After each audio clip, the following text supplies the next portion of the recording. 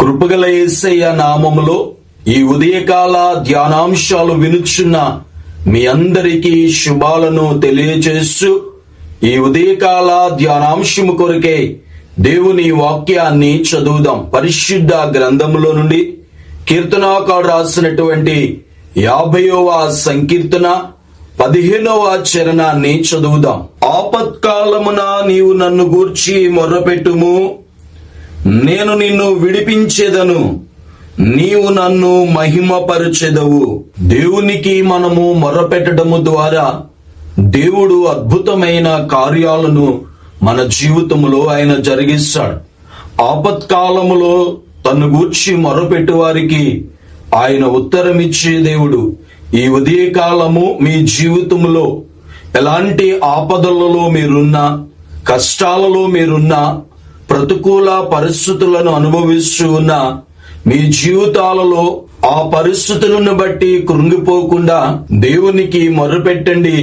దేవుడు మీ జీవితాలలో ఉన్నతమైనటువంటి జవాబును ఆయన కలగచేస్తాడు. పరిశుద్ధ గ్రంథములో నుండి 2వ దినవృత్తాంతాల గ్రంథము 20వ అధ్యాయము 1వ వచనాన్ని చదువుదాం. ఇది అయిన తరువాత మోయాబీయులను, అమ్మోనీయులను, మోయోనీయులలో కొందరును దండెత్తి యెహోషాపాతు మీదికి వచ్చిరి.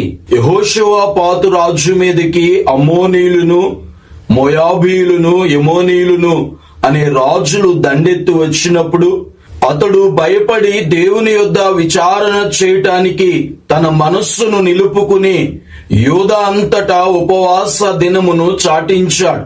ప్రజలందరూ కూడా వారు ఏక మనస్సుతో దేవుని సన్నిధానములో, దేవా మాకు ఏమీ చేయుటకు తోచుటలేదు, నీవే మా దిక్కు అని వారు ప్రార్థించినప్పుడు, దేవునికి వారు మొరపెట్టినప్పుడు దేవుడు వారి ఎడల అద్భుతమైన కార్యాన్ని దేవుడు జరిగించాడు. దేవునికి స్తోత్రం, హల్లెలూయా.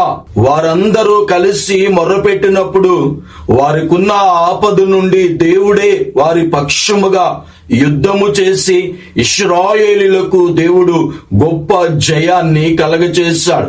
దేవుడు వారి పక్షముగా యుద్ధము చేసెను అనే విషయము చుట్టుపక్కలున్న రాజులందరూ విన్నప్పుడు వారెంతో భయపడ్డారు.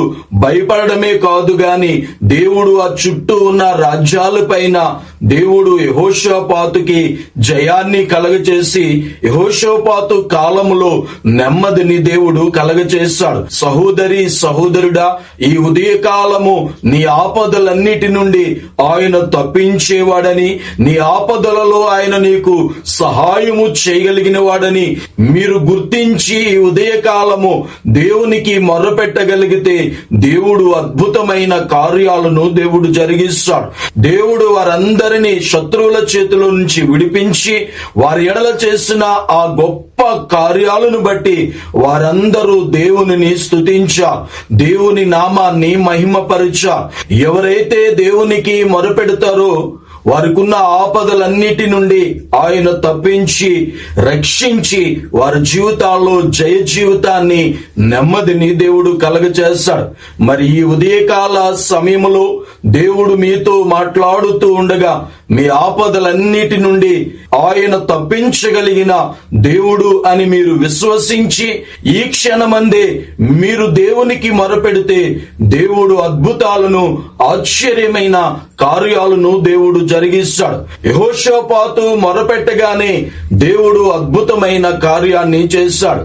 ఈ రోజు మనము కూడా మొరపెడితే మన జీవితాలలో కూడా దేవుడు ఉన్నతమైన కార్యాలను ఆయన చేయగలిగినటువంటి శక్తి కలిగిన దేవుడు. నాకు మొర్రపెట్టుము, నేను నీకు ఉత్తరమిస్తాను అని వాగ్దానము చేసిన నమ్మదగిన దేవుడు. ఈ క్షణము నుండే మీరు గొప్ప ప్రార్థనా పరులుగా దేవుని సన్నిధానములో ప్రార్థించినట్లు అటు ప్రార్థనాత్మను దేవుడు మనందరికీ దయచేయునుగాక. ఆమేన్. ప్రార్థన చేసుకుందాం. ప్రార్థనలో ఏకీభవిందాం. మమ్ములను మిక్కిలిగా ప్రేమించుచున్న మా ప్రియ పరలోకపు తండ్రి, మీకు వందనాలు, స్తుతులు, స్తోత్రాలు చెల్లిస్తున్నాం. ఈ ఉదయకాల ధ్యానాంశాలు వినుచున్న బిడ్డలందరినీ దీవించండి, ఆశీర్వదించండి. మీరే వారిని రక్షించమని ప్రార్థన చేస్తున్నాను.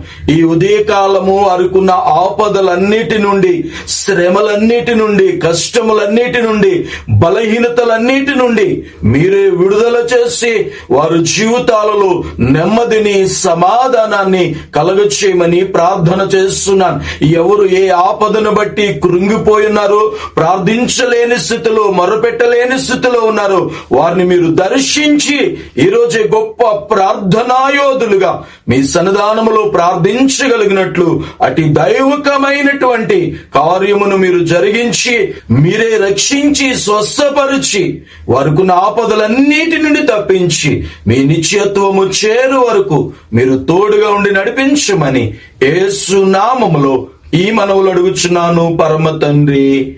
ఆమేన్.